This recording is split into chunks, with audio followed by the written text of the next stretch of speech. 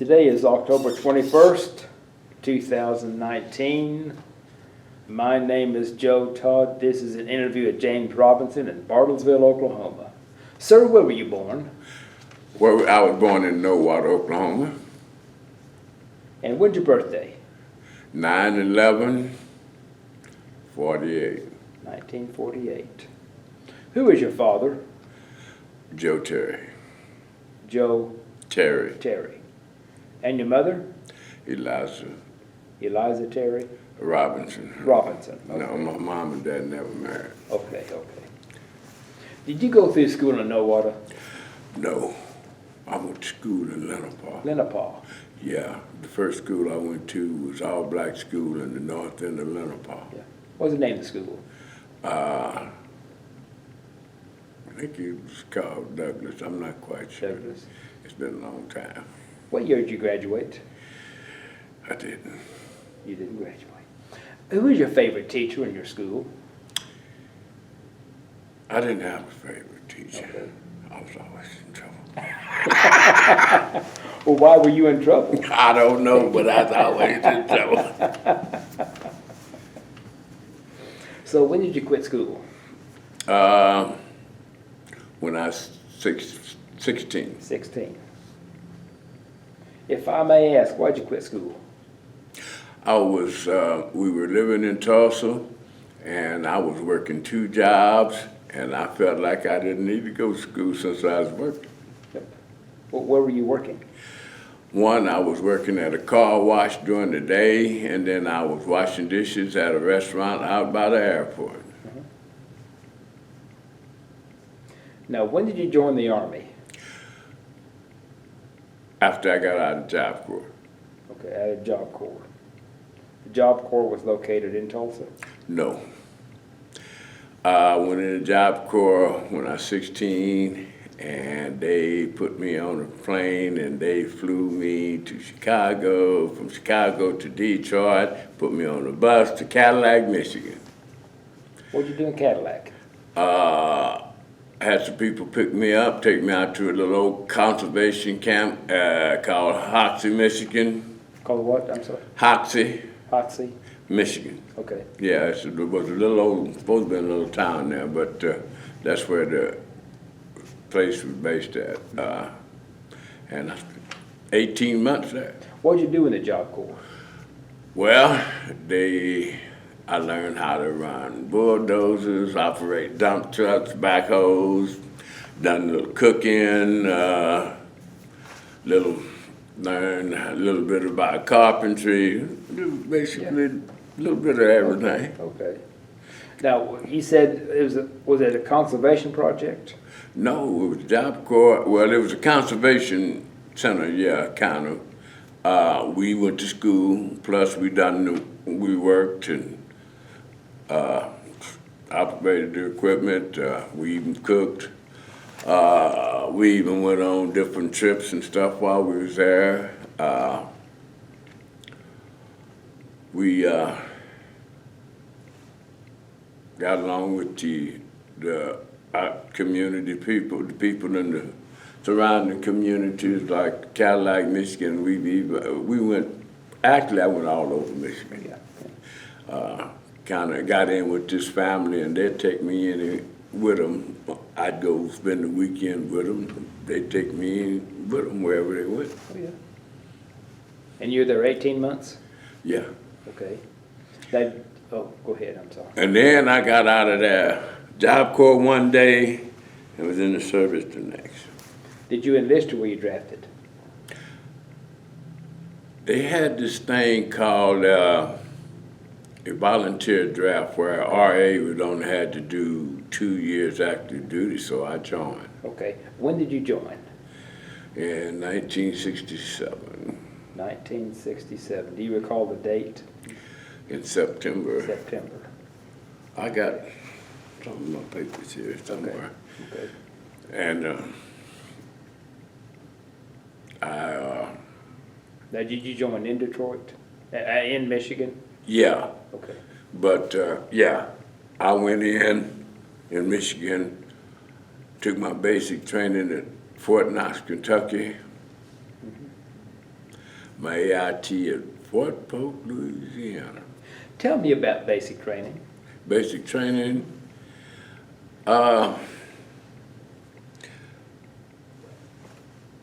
My basic training started off like this. We had to sign papers to where the officers couldn't put their hands on us because they had a big ruckus going on up there at that time, kind of a racial thing going. And the company that was there in that area before we went in, I think they had a lot of fights. Yeah. So, during my basic, I was kind of, first start off, I didn't care about keeping up with the scores and everything. And so I was kind of lagging behind. Plus I got hurt somehow, messed up one of my elbows, I had to have stitches. But all in all, I graduated with everybody else because they come out and they told me this little thing that if I didn't graduate with everybody else, I'd have to do basic training over again.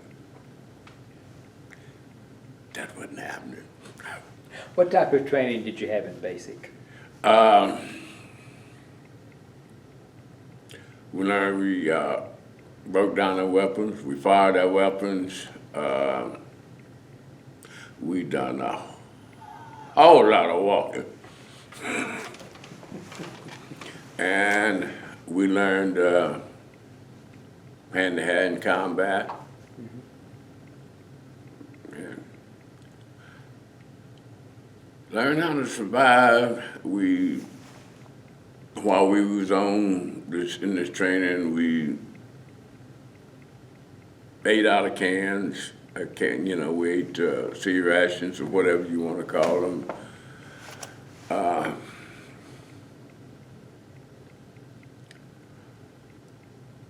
We learned how to make a bed to where you could bounce a quarter on it.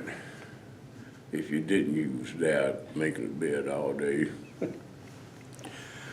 And my experience, I lost a lot of weight doing basic training. And I grew a little bit because when I went in, I stood about 5-something. Now I stand 6'3". Did you go on bivouac? Yeah, we done oh man. What did you do on bivouac? Pitch tents. The worst bivouac I had was in Fort Polk, Louisiana. Somebody told me along the line it didn't get cold down there. We about froze to death out in these sleeping bags and little tents, and it was drizzling rain, and your hands was freezing to the weapons and stuff. It was terrible. Now, how did your AIT compare with basic? It was a little more advanced than basic training.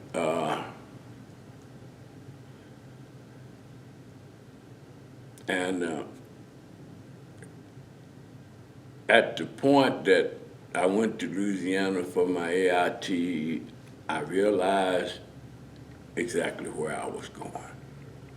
Not where I asked to go, where I was going.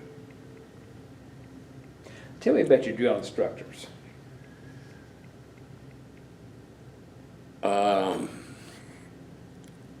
I had one in AIT that me and him did not get along.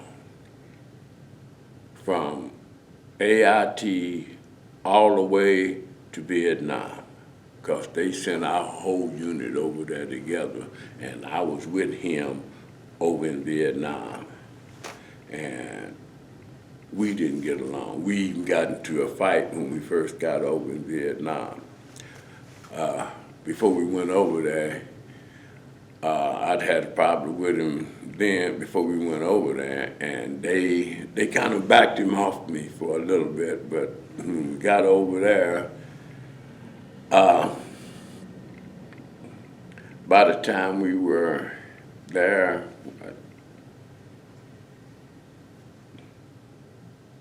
8 months, he'd done made platoon sergeant.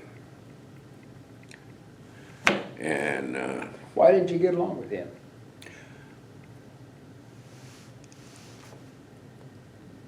because when I first encounter with him was we had just got off the train we rode the train from Fort Knox to Fort Polk. We was on the train. And we got off the train, he was there screaming in my ear. I mean, literally screaming at me. And we were tired from riding this train and had hangovers and everything. And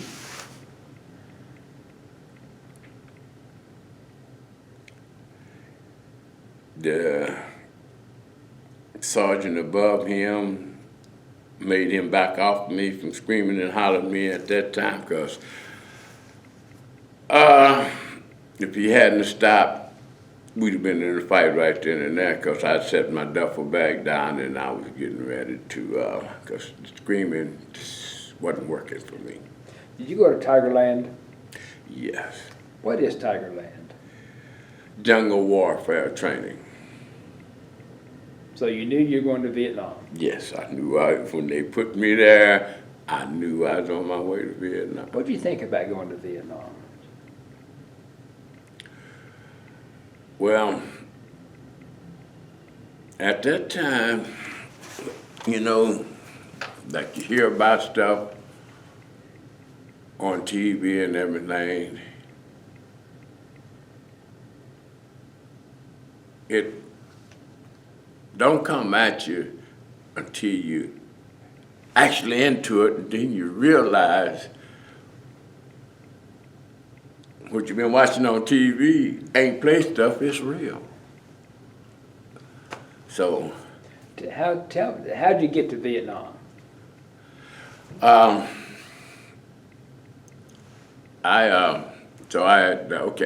they sent me home on leave for 20 days. Then I went to Fort Ord, California, and they put us on a plane, this ordinary passenger plane, and flew us from Fort Ord. We went through Alaska. We made a stop in Alaska, and then from Alaska we went on over.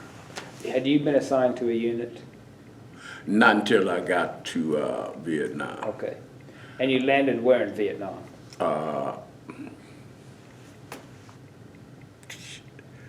Hell, I can't even think of the Was name. it Cam Bay?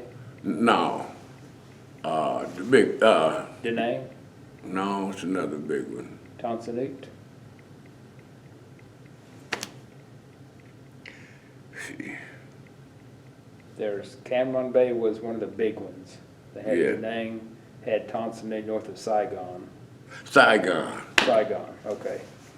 And then, because after we was there, they sent us to a little old training thing for about 2 weeks. And then they sent me to Benoit. I'd like to ask, when you first got off the airplane, what, Oh, God. It was the most ungodly smell, the stinking heat that you'd ever imagine. I almost passed out just walking off the plane. I mean, the country stunk bad. when did you arrive in Vietnam? I don't know the exact date, but it was March of '68.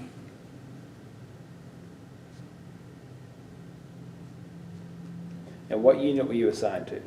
101st Airborne, 2nd 506, Screaming Eagles. I'm sorry, 101st Airborne and 2nd 506, 2nd? 506. Second, is this second of 506 or Yeah. Is it one unit, 2506? Yeah, it was one unit, yeah. It was, I mean, is it second battalion, 506? Yeah. Okay, okay. Okay. 506, the infantry, what? it was over there, they didn't jump out of no planes. They made it into a mechanized Do infantry you have group. your discharge with you? Huh? Do you have your paper with you? Yeah, I think I got a discharge. I got my DD 214 on. Yes. I thought I'd better bring this with me. I should have one in here somewhere. I'm usually carrying papers everywhere, here and there. Okay, that's about the Indian papers there. Been trying to get my Indian card. These people keep playing and let's see. There we Yeah, are. that's it. Yes. Okay.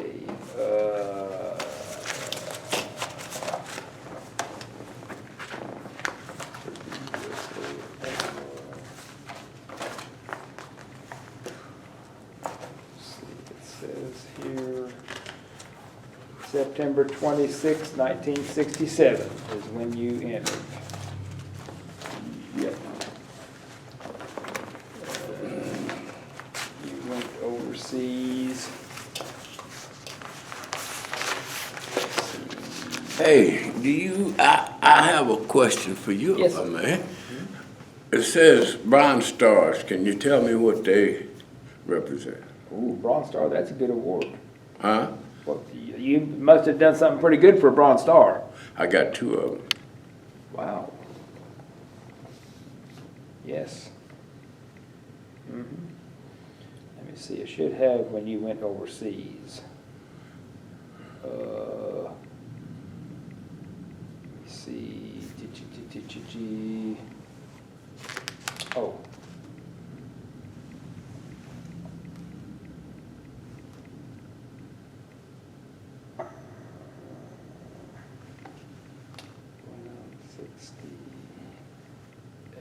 I got out of service in 1969. That's when I came back from overseas. Okay.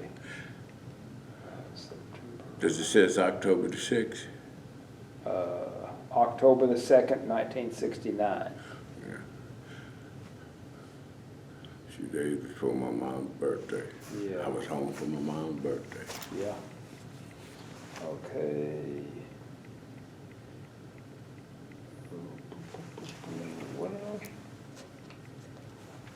67, 68, Vietnam. You were 1 year, 3 days in Vietnam.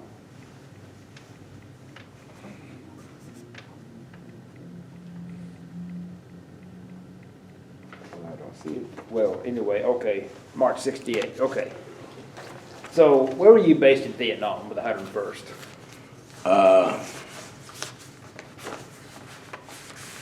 Well, that was a couple of places. We went to Bien Hoa.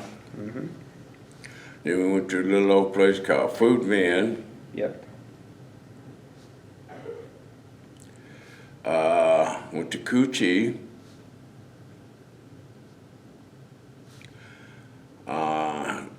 I don't know the name of the place or whatever. We went up by the DMZ, up north by the DMZ. Then we went up to a little old place up there. They had a mountain up there, and they had a bunch of people called mountain yards. Yep. And these people, North Vietnam or South Vietnam, did not mess with these people. And they more or less lived in the middle of the country.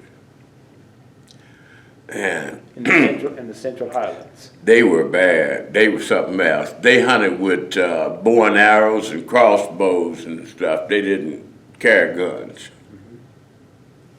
Did you work with the mountain yards? Huh? Did you work with the mountain yards? Oh, come on. Don't tell me these things done quit on me. Yeah. Yep, my batteries done went down. Well, gotta get focused here on my ears. Did My you hearing work aids with- quit. Did you work with the Mountain Yards? Yeah, that's what this called, mountain yards, yeah. What'd you do with them? Well, I more or less just kind of observed them because we went up on this mountain. We first went up there. Now this kind of was weird. We first went up there. Charlie was lobbing grenades and stuff at us while we was up there, and then they brought two of these mountain yards up there with us. Okay, and Charlie threw a grenade up there, and this little dude got up with his flashlight and started shining down the hill, down the side of it. We didn't have no more trouble that night. None. Nothing. And it's kind of because they just quit when because I guess they figured American ain't gonna get up and shine no flashlight down the hill. No, we ain't. So, and the stuff just quit. Now, were you infantry? Yes. Okay. Matter of fact, to this position that I did, I put a point man. What is walking point? That's the guy that's 30 meters ahead of the rest of the platoon, going through the bush to, leading them through. And that's what I did. Most of the time I was there. Matter of fact, that's what I preferred to do. Why?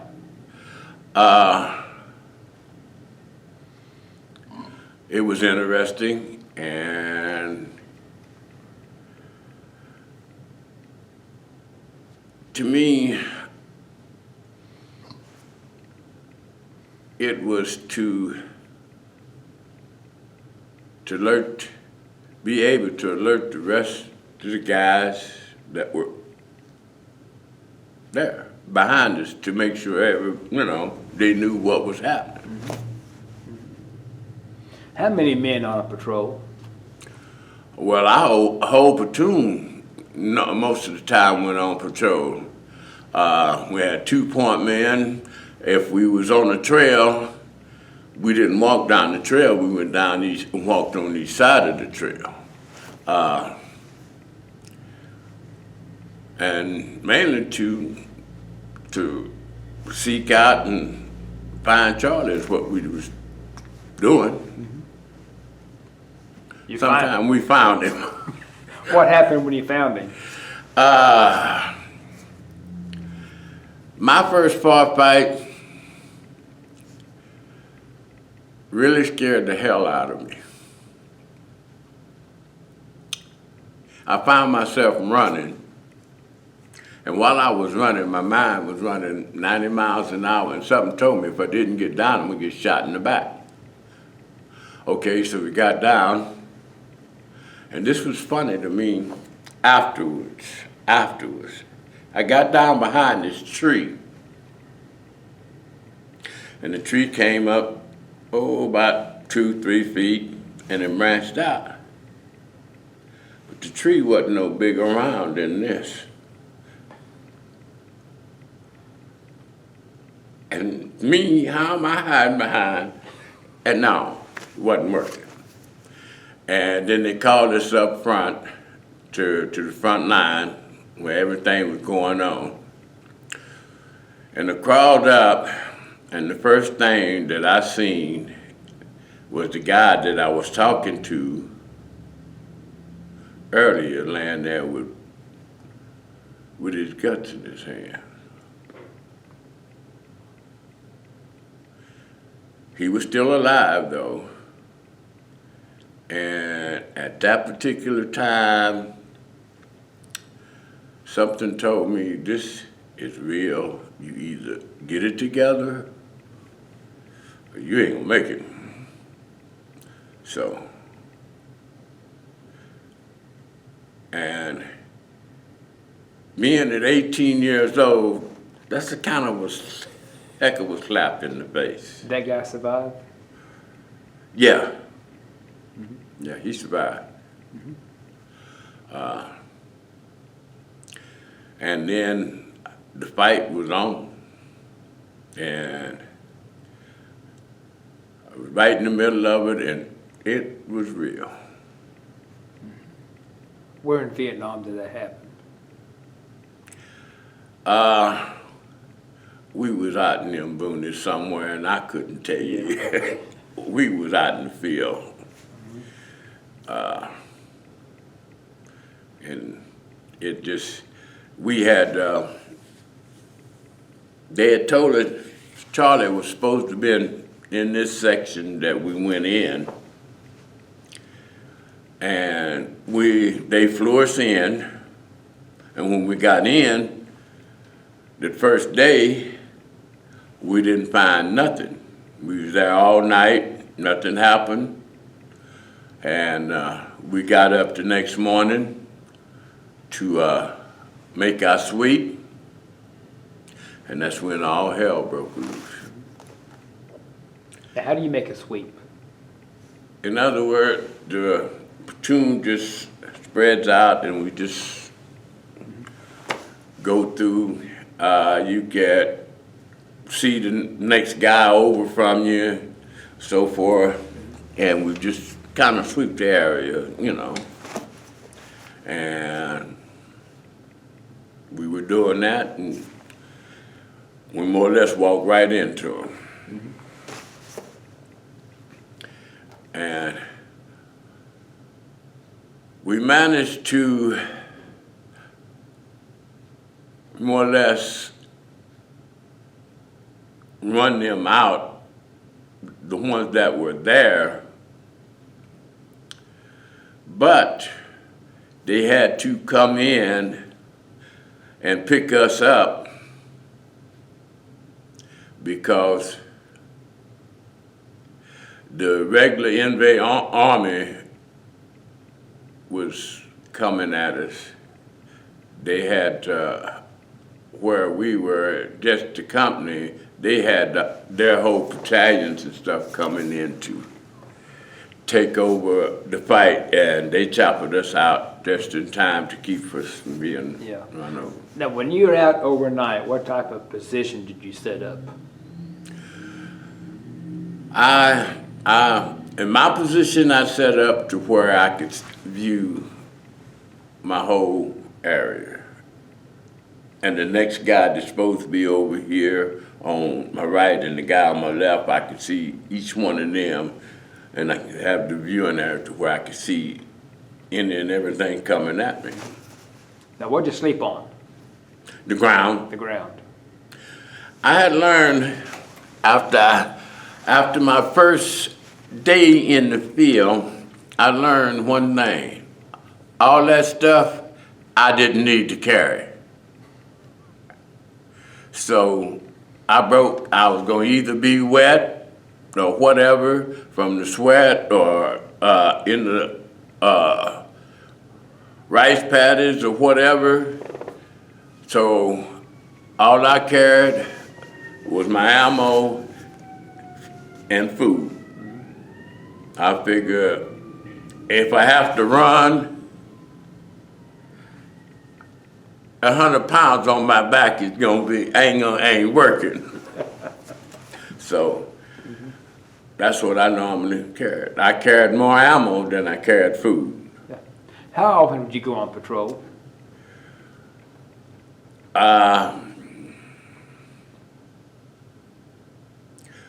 Most of the time I was over there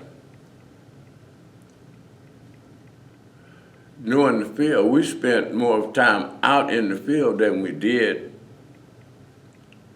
at the base. We were more or less like lived out in the field. Because sometimes they chop a food and drop it into us, and hey, we stayed out there. And then I had a little episode happen about 8 months after I was over there. And my last 3 months in Vietnam, I spent in the kitchen. Why? Me and that sergeant. Well, see, I had a little deal happen where I kind of almost went. My mind kind of went deep south, if you know what I mean. This one particular night, I don't know why they did it, but I had a friend, my friend, he carried the ammo for the machine gunner. And like I said, I pulled point. For some reason, this particular night, they switched me and him around. And he got both his legs blown off. I can't call his name right now because it's been too many years, but the last time I seen him, he was laying in the hospital joking about being the shortest man in the platoon. And I flipped out. Just flipped out. I told the guys in the platoon and in my squad and everything to stay away from me. I stayed, from that point, I stayed by myself till one day, squad leader come down and asked me to help him put out some trip flares. I said, okay, I'll help you. So I had to put my boots on. I didn't put my boots on. He's standing there screaming and hollering at me. And I told him, well, he was in that big a hurry that he couldn't let me put my boots on. He could put them out himself. Well, he went back and told the sergeant. Well, the sergeant had become platoon sergeant at that time. Here comes the sergeant. He's screaming and hollering at me. We screaming and hollering at each other. Okay.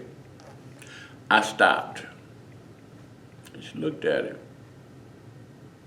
I picked up my M16. I locked and loaded the 20-round clip. Put it on automatic. Told him if he said another word to me, I'd blow his brains out. I didn't flip out. It just so. A couple of weeks later, guy comes down to me and asks me, "Is you Robinson?" I said, "Yeah." He said, "Do you know how to cook?" I said, "Yeah, I know how to cook." He left. That's all he said to me, and he left. A couple of weeks later, guy hollers at me and says, "Robinson." I said, "Yeah." He said, "Have your ass on that top." I said, "I know, they done took me offline and put me in the kitchen." Where was the kitchen? Huh? Where was the kitchen? I think I was at Benoit. Benoit. Yeah. Mm-hmm. Well, I didn't have that much longer before I was coming home anyway. Mm-hmm. And they put me in the kitchen. I don't know if they thought I was going to do anything to him or whatever, but they took me. Most guys would request to be taken off the line. I did not. They took me off the line. But while I was still on the line, I done what I was supposed to do. I done what I was told. You know. What is the difference between the VC and the NVA? The VC was more or less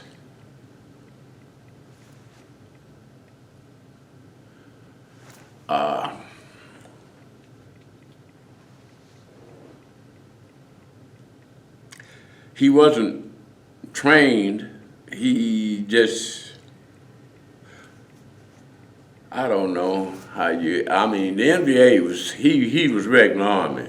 He went through basic training and all that stuff like I did. But the VC, he didn't. He didn't go through that type of training. Yeah. And some of their weapons and stuff were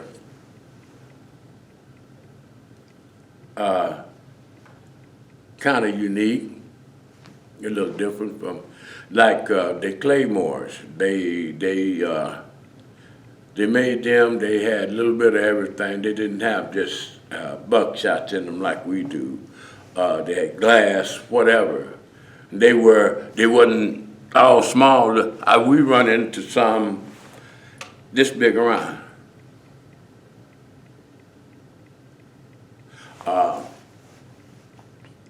We found an underground, almost an underground city complex that they had, the hospital and everything.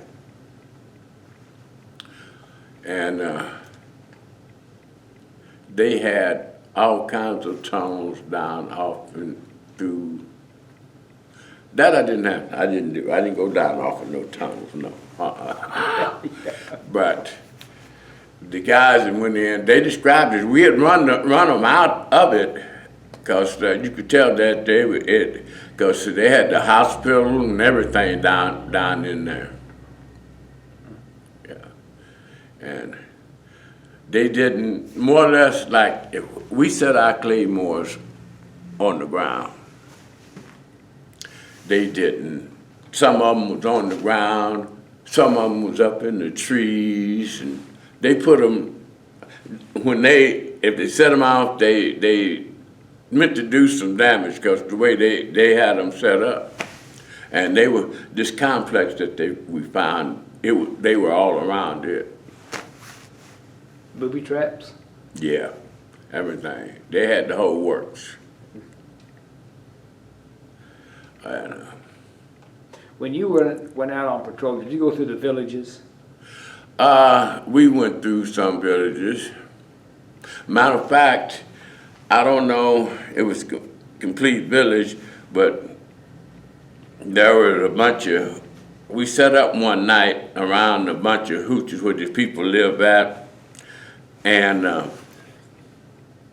like a bunch of dummies, we were all in a crowd watching this one guy put his water buffalo in the house. One of them broke loose. And come at the crowd. Everybody split. One guy got knocked down. This water buffalo scooped him up,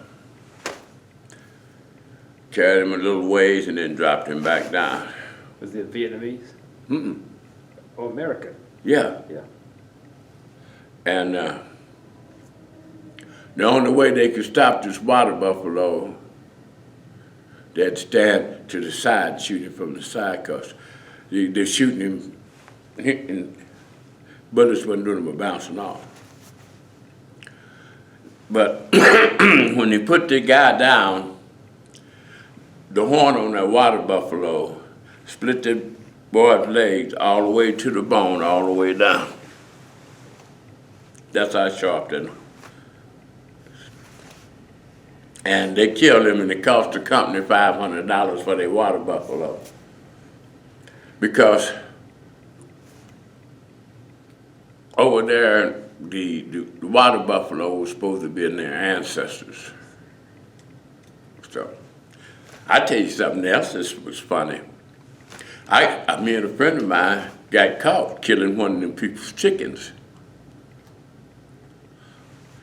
And I don't know how they figured this out, but it wound up costing each of us $75 a piece. It's the highest chicken I ever ate in my life. Why so much? From what I gathered, they were counting the eggs and the chickens they would hatch and all. I don't know. They come up with $150 for the chicken, and me and him had to pay $75 a piece.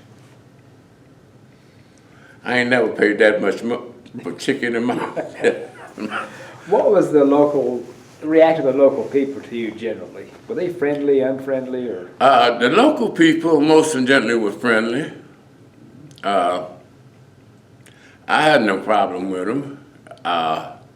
Matter of fact, they had a little base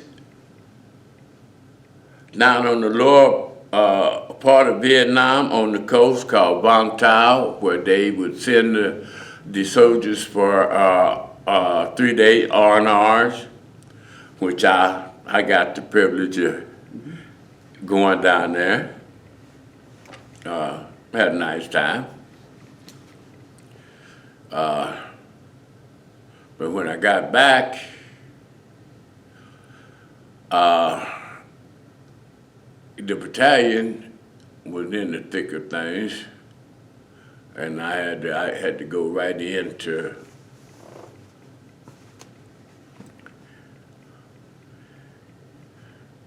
which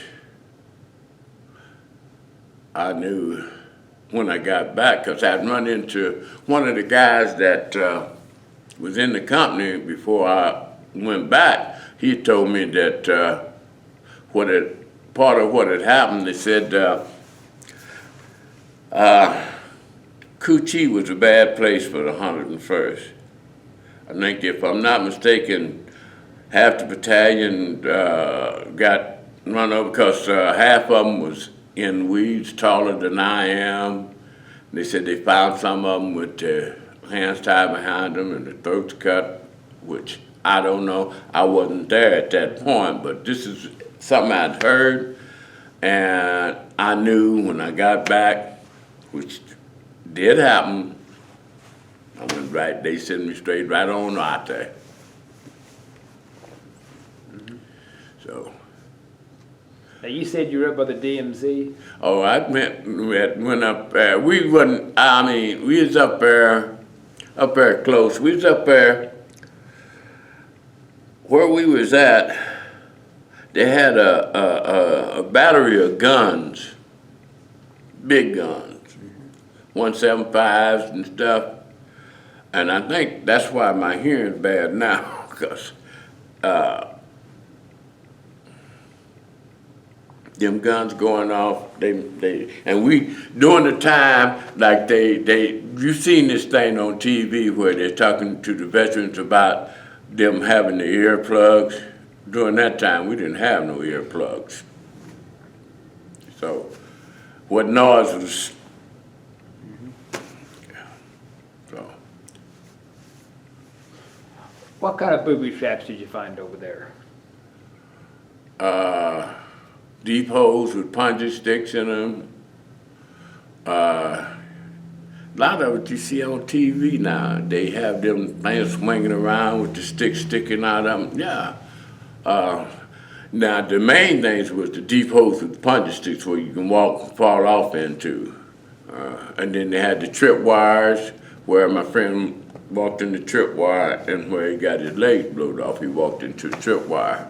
And then they have the little mines in the ground where it's got the little needles sticking up out the ground, look like little needles sticking up out the ground. I run up on a few of them and had to direct the rest of the company around them.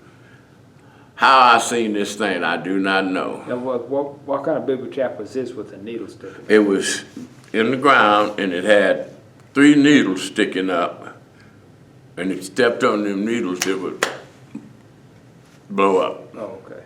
Yeah. And how I seen it, I don't know. It was what? Dusk dark, almost dark, and about, I wasn't putting point then.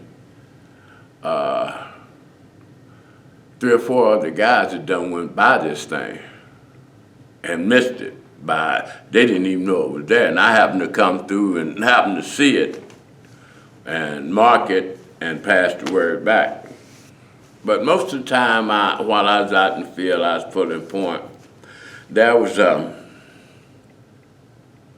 one of the platoons had went out on a sweep from a little fire support base that we was at. And they got ambushed. And we had to go out and get the rest of the guys that were still alive. And I had this one guy that I was training to pull point. So I had him to lead out.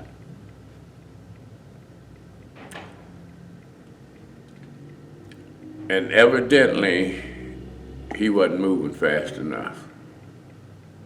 And you could hear from way back in the back, this dude calling my name. So therefore, I had to take over the point and move the company through all this stuff at a faster pace. So, yeah. And one day, they took the little guy out that I was training. I wasn't done, but they took him out. And I don't know exactly what happened, but I wasn't out there and got him blowed up. You were training him? Yes, He was a new guy in your unit? that I was training, yeah. Why'd they take him out before you were finished? I don't know.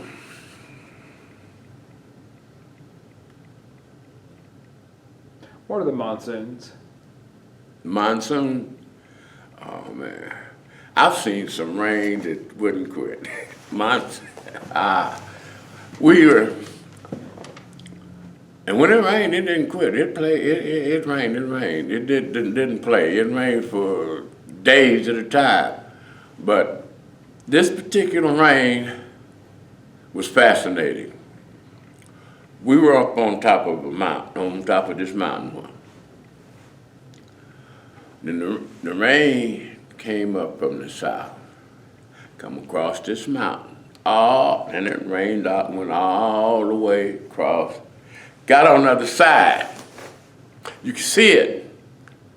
It turned around and came back.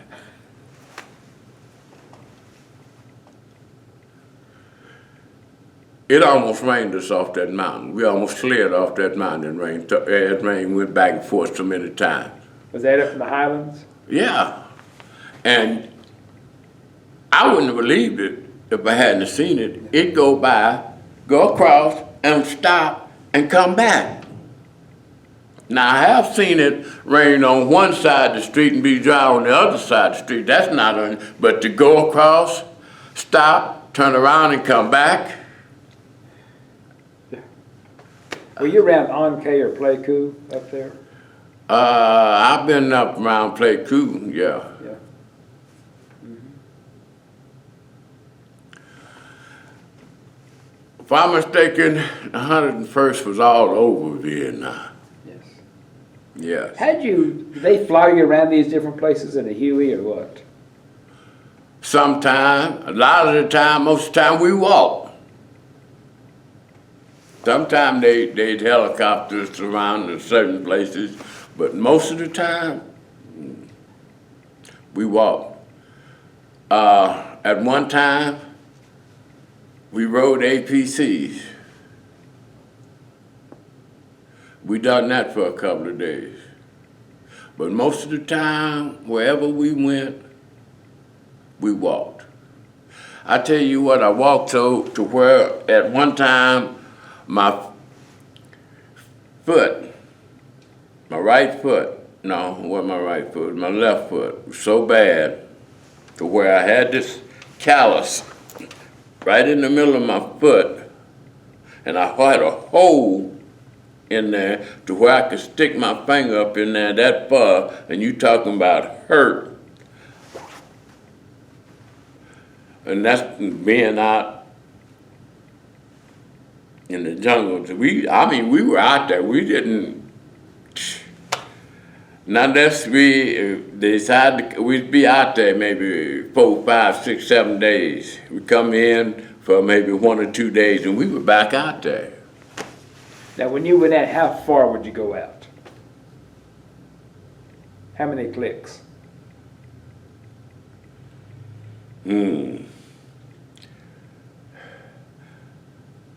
I really didn't count them, but we were we were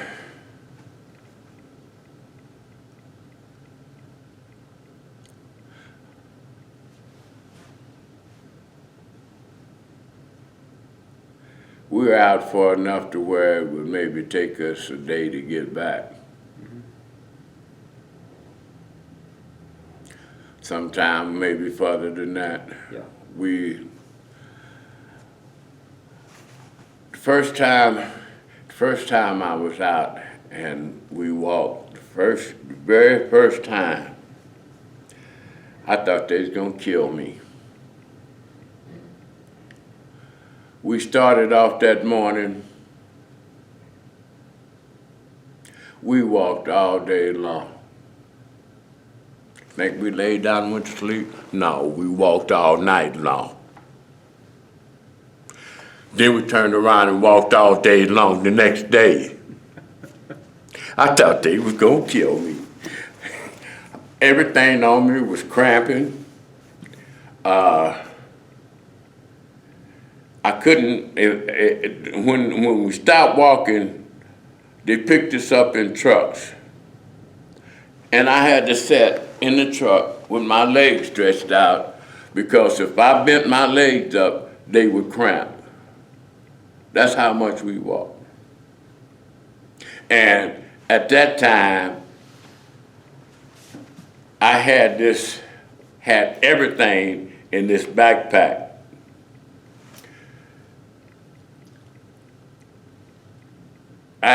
When I put that pack on, I had to have somebody help me get up. That's how heavy it was. That's where I learned that I didn't need to carry all that. But it wouldn't a thing for us to walk all day long.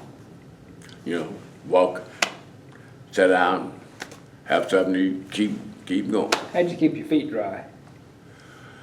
A lot of the times you didn't. You get jungle rot? I think that's what they called it, that where they had to, I had to go in and the callus around that, they had to cut it off, and I don't know, they done something else to it, and then they wrapped my foot up and everything, and I had to stay like that for a while before I could go back. And from that point on, I carried extra socks with me all the time. But sometimes you couldn't help it because a lot of times we was walking through the creeks and rice paddies, and the worst thing you ever want to run into, the worst two things you ever want to run into is walking through the creeks and you run up on a bunch of leeches. And then if you're out in the field, they have these things called fire ants. Oh God. You know, the funniest thing ever happened to me, I was sticking through the jungle because I run into a bush and I had to come out of everything I had on. Because they were literally eat you up. What about the wildlife over there? The what? Wildlife. Wildlife,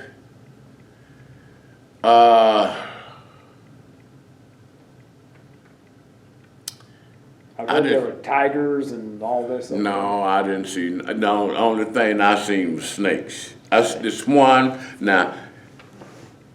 Now here I am with my big bag gun, and they have this snake they call a two-stepper. They call them a two-stepper. It's bamboo viper is what it is. I ran up on one. I did turn around and run. Didn't even shoot him. I got my gun. The first instinct is to get away from the snake. But they told me that if this snake bites you, you can have a doctor standing right next to you, and he can't do nothing for you. It doesn't attack your blood. It attacks your nervous system. Yeah. And I've seen, but for us, the only thing, wildest thing over there that I seen that would attack Americans was the water buffalo. And I seen little kids stand about this tall, walk up to the water buffalo, and he slapped that water buffalo upside the head, and he mumbled off some words, and that buffalo turned around and, yeah. But if we got near him, the charge was on, baby. Yeah. What's your best memory of Vietnam? Best memory. Getting on the plane coming home. But I'm gonna tell you something that's ironic to me. I figure it couldn't happen in a million years again. When I went into the service, going in, I had a friend of mine. Me and him was gonna come in on the buddy system. When we got ready to come in, he decided not to. The day that I was getting ready to get on my plane to come home was the day my friend got in country, and I met him as he was coming in and I was leaving. Now, how ironic is that? Yeah. Which he should have came on with me. Yeah. He figured the same thing then, yeah. But What's your worst memory of Vietnam? and my friend, my worst memory that really messed with me was my friend getting his legs blowed off. What's his name? Hmm? What was his name? Right now, it's been so long, I done, Okay. but I'll never forget him. That was, because me and him, before this happened, me and him would sit down and talk. And we talk about his family. He had a wife and kids. And I told him I wasn't gonna never get married. He'd tell me, he said, now just put yourself in properly. Just think if you had a wife and kids, and it just, that's how close we were. And when that happened, it just, like I said, I flipped out. Tell me about coming home.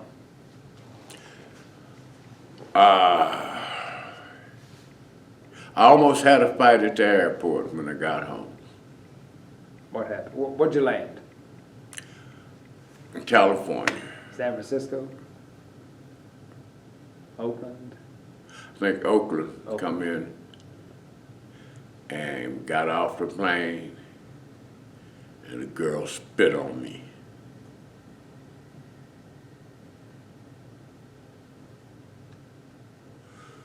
And she ought to be glad the guys grabbed me before I could get to her.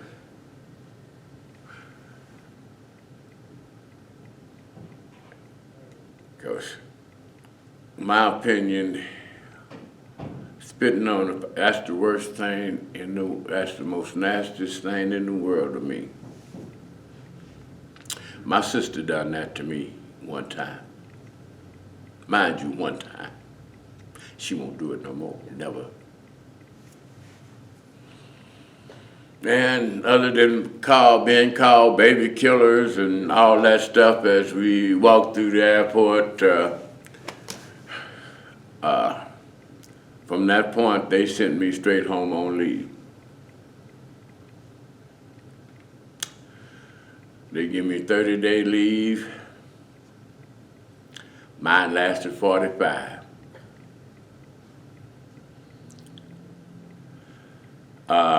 Then I was stationed out at Fort Carson, Colorado. And when they brought me up for being AWOL, and like I told them, I felt like that I needed them, so I took them. So, which was funny about this was the guy that was in line before me, he was AWOL one day. They fined him $90 for that one day because he said the reason why was because his mom was sick. Okay?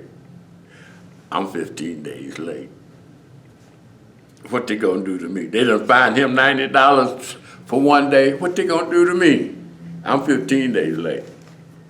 So the guy asked me, I told him, I said, I felt like I needed him, so I took him. He said, at least you was honest. Fined me $30.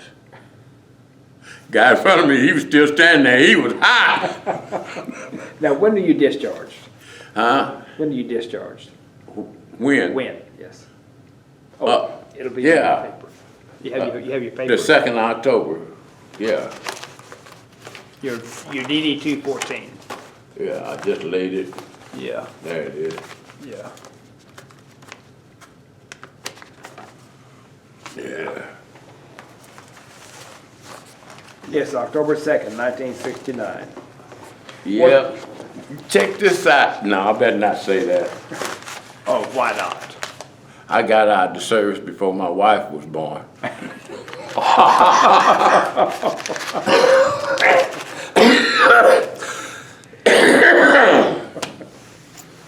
Now, you say you got a Bronze Star.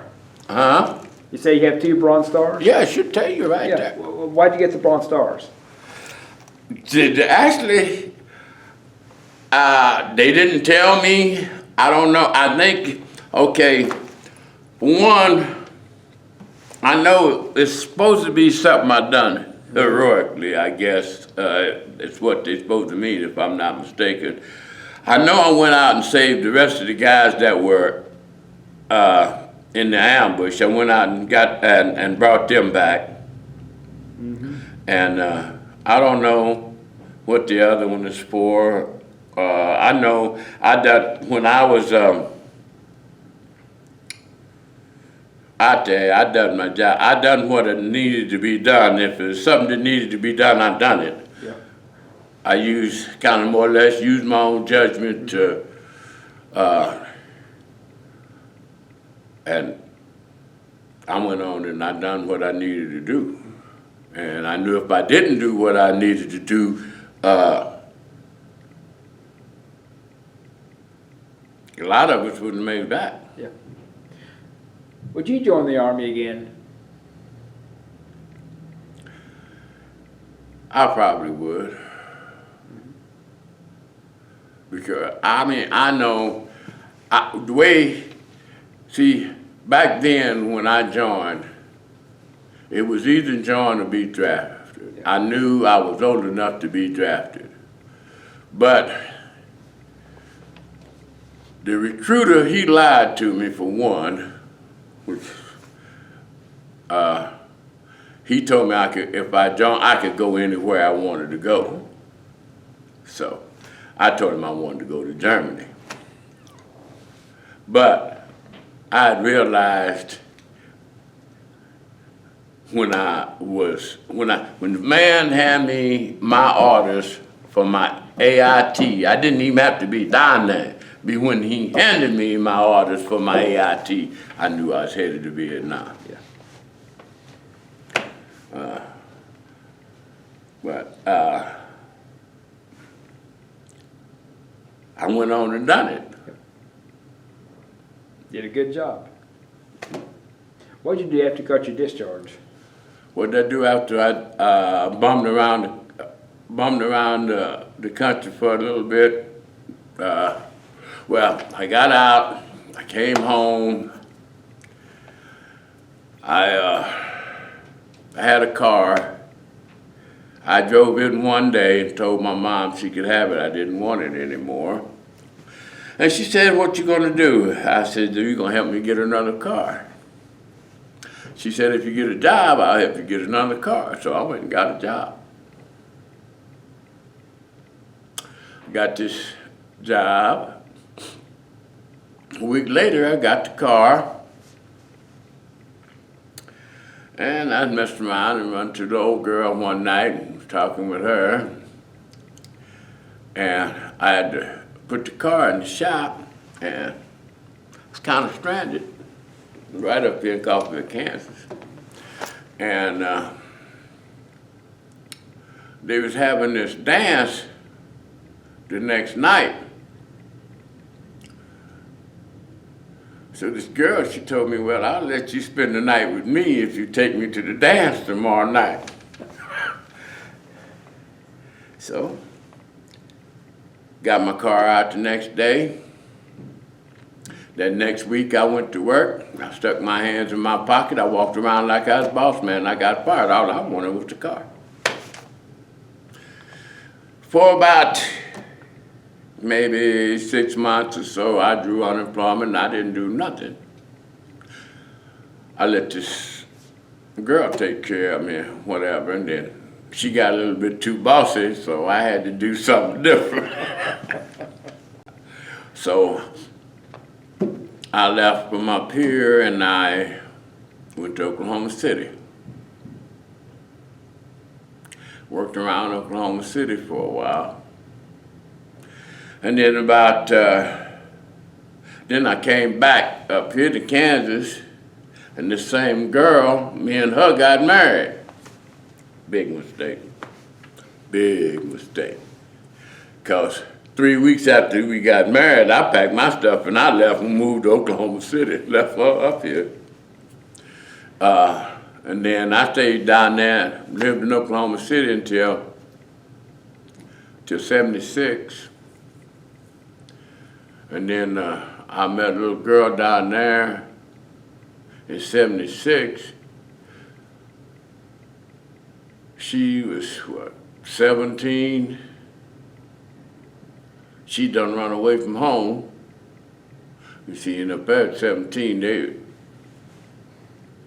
they might as well just let them do whatever they want to. They can do anything they want to anyway.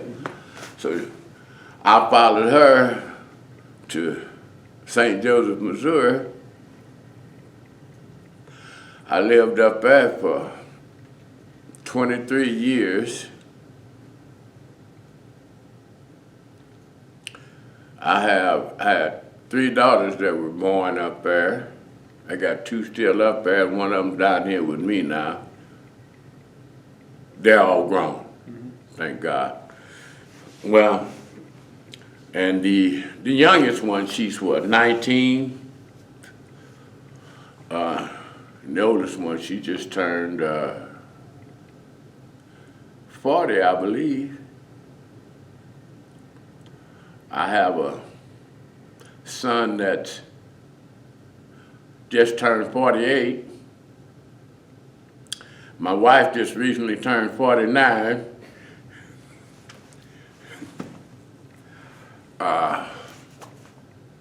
What's your wife's name? Teresa. Teresa. Yes. Where'd you meet her? Huh? Where'd you meet her? No water. Okay. Yeah. She basically, she was born in St. Louis, and her mom there moved. They moved to St. Louis to No Water. But I met her at No Water. Her daughter has just turned 17 when I met her. I met her on her daughter's 17th birthday, and we've been together ever since. So far, everything's been pretty good. Okay. This is my 5th marriage, so.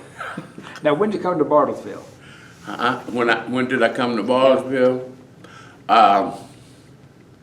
Matter of fact, in 2004 or 2005. It was right after, my mom died in 2004, and it was right after my mom died. Because, see, I left St. Joseph, Missouri, come down and take care of my mom because my mom was sick. Cause I had doing pretty good up there, had my own home and everything, had a good job driving city bus. But my mom got sick, and my brother or my sister would come back and do, so I came back and took care of her until she died, and stayed there. And then we moved from Nowata over here. We've been over here for a while. Buying the house that we live in, we had started to buy one before, and the people got kind of crazy on me, so I filed bankruptcy on it and told them they could have it back. Because most places will let you add your insurance and taxes into the payment. Well, these people wouldn't do that, so. And then, at the end of everything, I was supposed to owe something like $57,000, and it didn't started off at what, $53,000? And at the end, I'm still on $57,000? Now, that don't work. No, that don't work. So I let them have it back. I'd like to do a word association. I'll give you some words and you give me your reaction. Okay. The first one is basic training. Never again. AIT. It was cool. 101st Airborne. That's my company, baby. That's it. Patrol. It was all right. Walking Point. Now, that was my job. I wouldn't do anything else. Mountain Yards. They were amazing. That's just like, now, I heard that if you didn't have permission to be with one of their women, they'd kill you. And the way they dress, the only thing that the women had on was a skirt. They had no tops. And the men ran around in something that looked like a diaper. So, but they were nice people. They, as long as you treated them with respect, you got it. But if you, I heard one guy got killed for messing with the women up there. I heard, I don't know, but I didn't mess with none of them. Yeah. Vietnam. I am myself on that particular subject. I would like for someone to actually tell me what was it for?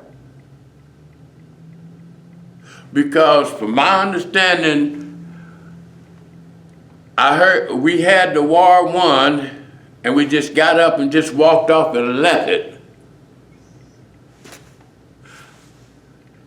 Far as I could see, is maybe, was it politics, and they got their pockets lined with it, or what? Can anybody tell you what it was for?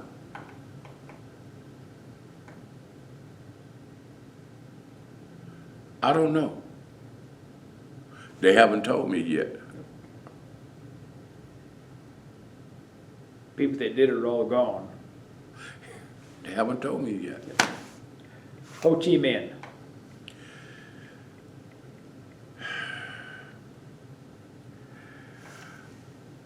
I figure if they was really gonna do a war, they should have done it like they did the Japanese. Yes.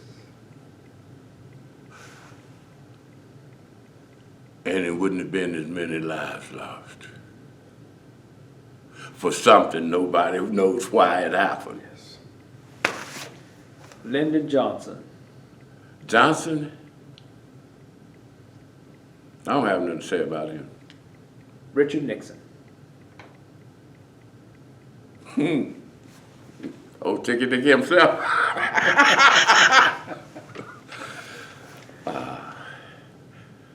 Speaking of presidents, I think one of the best we had was John F. Kennedy Where were you when he was assassinated? in school. What did you think when he was shot? Huh? What did you think when he was shot? I think we almost had a riot in school because the little kids, some of the little kids was talking about yeah. Now, I think it was one of the worst things that was done. Yep. Because he was straightening out everything. And I was a kid at that time, and if I knew that much back then, just think what I know now. How do you want to be remembered?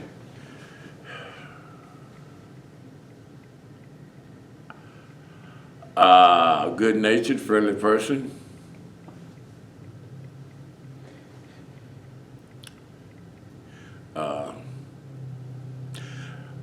Put it this way, I think I've learned how to get along. Now, I don't know, me and my first 4 wives, I think we had problems. I don't know if it was me or them. But today, my wife I have now, we've been together almost, 15 years? We've never had an argument. We've never cussed each other. We've never called each other out of their names, and we've never struck each other. So I think I learned a little bit over the years, you know. She looks at me sometime, we can go places, I don't care where it is. She said, we ain't never been to a place where there's somebody you don't know. And I've hitchhiked up and down the highways between Oklahoma, Kansas, a few other places. I drove truck all up and down the East Coast. Went up to New Jersey, New York, Pennsylvania, all the states down below except for Florida, Texas, Alabama, Louisiana. I drove truck through all of that. Actually, my last job was driving a truck, local run.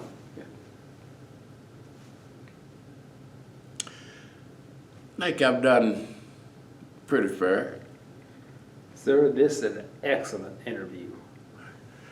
Thank you. I want to thank you for your service and thank you for the interview. You're welcome. And again, this is October 21st, 2019. My name is Joe Todd. This has been an interview with James Robinson in Bartlesville, Oklahoma. Thank you. You're welcome.